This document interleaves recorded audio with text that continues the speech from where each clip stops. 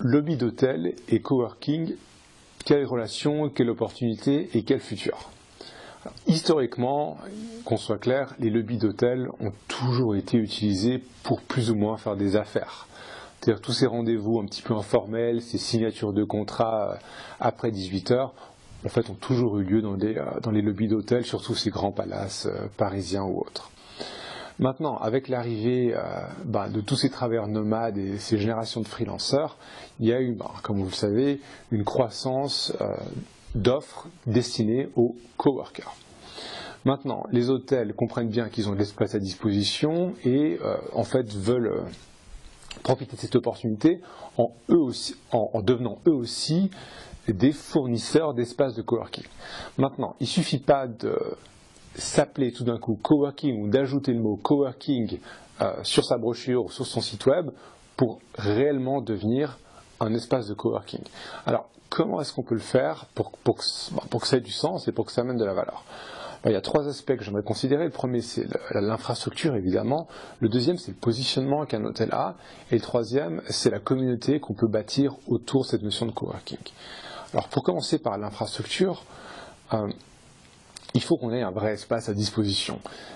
Soyons francs, s'il y a 40 mètres carrés à disposition dans un lobby d'hôtel, un coworking là, en appelant une sorte de l'ancien coin multimédia, le coin ordinateur et le renommé coworking, ça ne va pas faire grand-chose à part décevoir les clients.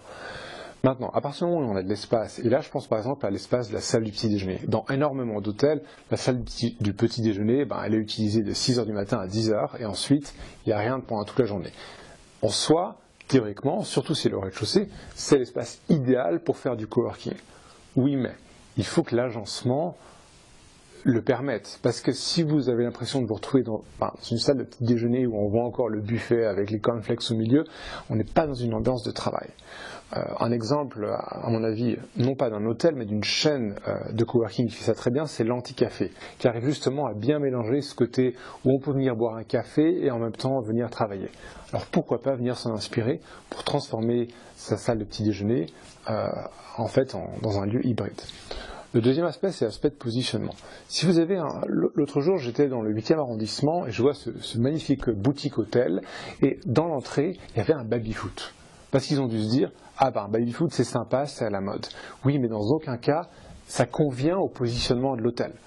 Même chose pour le coworking. Si vous avez un boutique hôtel qui vise principalement des banquiers privés et des avocats, j'invente, avoir là un espace de coworking où les gens vont venir s'asseoir avec leur ordinateur et écrire des lignes de code toute la journée va pas forcément convenir à votre clientèle actuelle.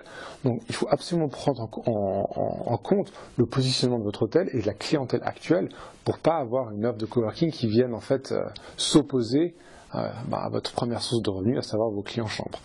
Et finalement, le côté communauté.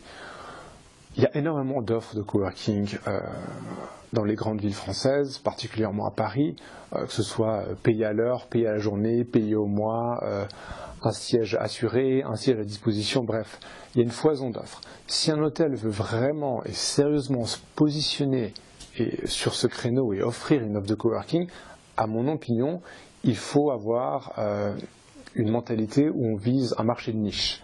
À savoir ne pas dire on fait du coworking pour tout le monde, mais non, on fait du coworking pour les gens dans l'industrie créative, ou on fait du coworking pour les consultants en technologie, ou on fait du coworking pour les avocats, par exemple, indépendants. On n'appellera probablement pas ça du coworking à ce moment-là, mais un endroit dans lequel les avocats peuvent venir travailler. Soho House, par exemple, il y a plusieurs propriétés en Europe, mais qui à Berlin en fait a un espace qui est hybride café et coworking, mais qui se destine principalement aux industries créatives. C'est-à-dire qu'on va avoir beaucoup de gens qui travaillent dans le cinéma, dans la mode, dans le design, dans le graphisme, qui justement voient Soho House comme un lieu dans lequel ils peuvent se retrouver avec leur communauté. Donc le coworking, pour résumer, le coworking en hôtel, oui, à condition d'avoir une offre bien définie qui vise un type de clientèle bien défini pour ne pas se retrouver dans la masse de toutes ces offres qui ne cessent d'augmenter.